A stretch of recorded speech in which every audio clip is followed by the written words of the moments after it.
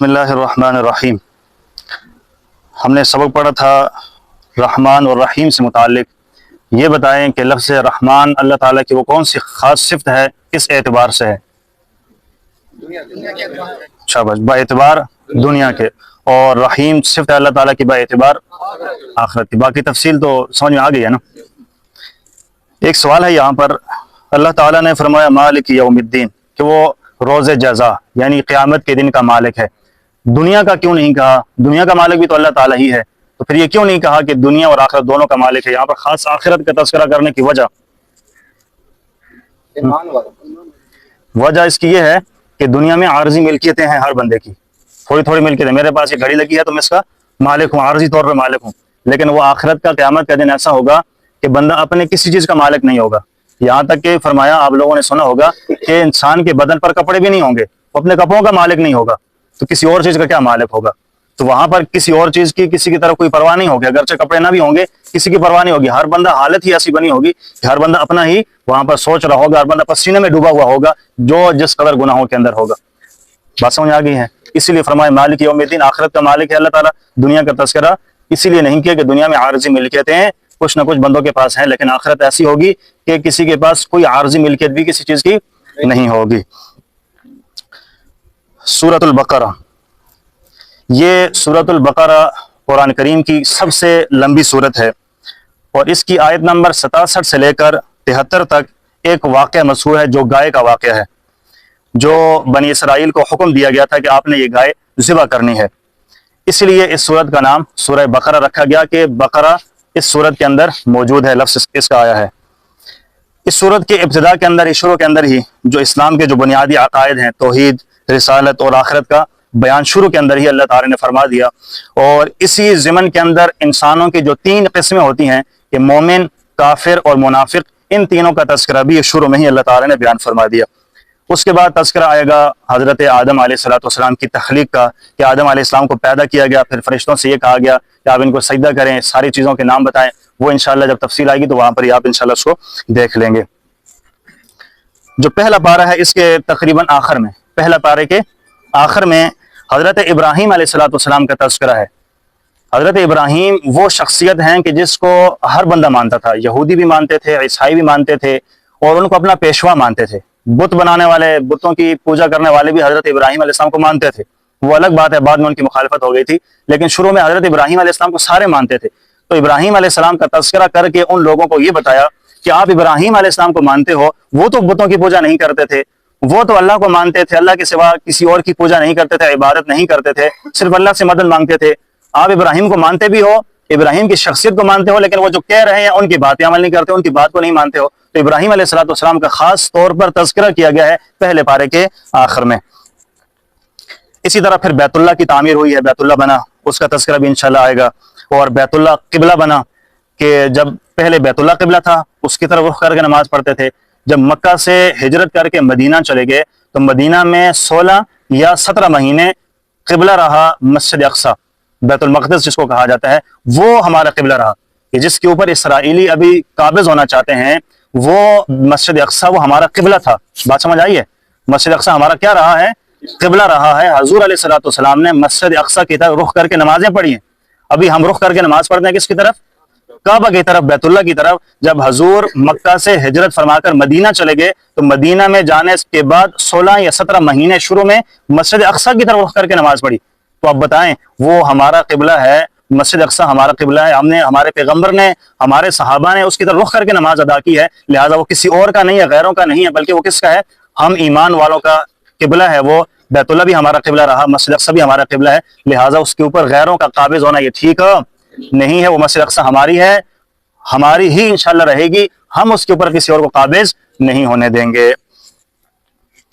اور اسی طرح اس صورت میں مسلمانوں کے انفرادی اور اجتماعی زندگی سے متعلق بہت سارے احکامات کو بیان فرمایا ہے، جن میں عبادات سے لے کر معاشرت اور خاندانی امور اور حکمرانی سے متعلق بھی بہت سارے مسائل ہیں، جن کا تذکرہ سورہ بقرہ کے اندر کیا گیا ہے۔ بسم اللہ الرحمن الرحیم۔ اس سورۃ البقرہ مدنی ہے۔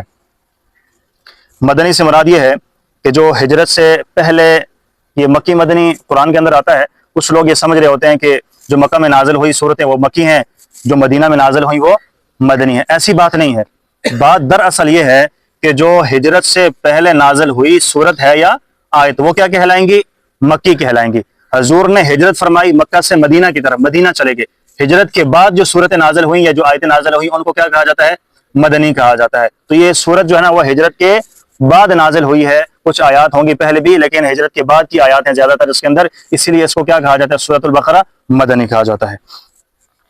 بسم اللہ الرحمن الرحیم، الف لام میم، ذالک الکتاب لا ریب فیہ ھدی للمتقین۔ الف لام میم، یہ کتاب ایسی ہے کہ اس میں کوئی شک نہیں ہے، یہ ہدایت ہے ان ڈر رکھنے والوں کے لیے جو بے دیکھی چیزوں پر ایمان لاتے ہیں اور نماز قائم کرتے ہیں، اور جو کچھ ہم نے انہیں دیا ہے اس میں سے اللہ کی خوشنودی کے کاموں میں خرچ کرتے ہیں، اور جو اس وحی پر بھی ایمان لاتے ہیں جو آپ پر اتاری گئی اور اس پر بھی جو آپ سے پہلے اتاری گئی، اور آخرت پر وہ مکمل یقین رکھتے ہیں۔ یہ ہیں وہ لوگ جو اپنے پروردگار کی طرف سے صحیح راستے پر ہیں، اور یہی وہ لوگ ہیں جو فلاح پانے والے ہیں۔ بے شک وہ لوگ جنہوں نے کفر اپنا لیا ہے ان کے حق میں دونوں باتیں برابر ہیں، چاہے آپ ان کو ڈرائیں یا نہ ڈرائیں وہ ایمان نہیں لائیں گے۔ اللہ نے ان کے دلوں پر اور ان کے کانوں پر مہر لگا دی ہے اور ان کی آنکھوں پر پردہ پڑا ہوا ہے اور ان کے لیے زبردست عذاب ہے۔ صدق اللہ العظیم۔ شروع میں الف لام میم، ان کو کہا جاتا ہے حروف مقطعات۔ آپ نے نورانی قاعدہ پڑھا ہوگا، اس میں الف لام میم، ہا میم، عین، سین، قاف، یہ ساری چیزیں آتی ہیں، ان کو کیا کہا جاتا ہے؟ حروف مقطعات کہا جاتا ہے۔ ان کا صحیح مطلب اور معنی صرف اللہ تعالیٰ ہی جانتے ہیں، ان کے علاوہ، اللہ کے علاوہ کوئی اس کا معنی نہیں جانتا۔ ایک روایت کے اندر آتا ہے کہ صرف اس کا معنی اللہ اور پیغمبر صلی اللہ علیہ وسلم وہ جانتے ہیں، اس کے علاوہ کوئی نہیں جانتا۔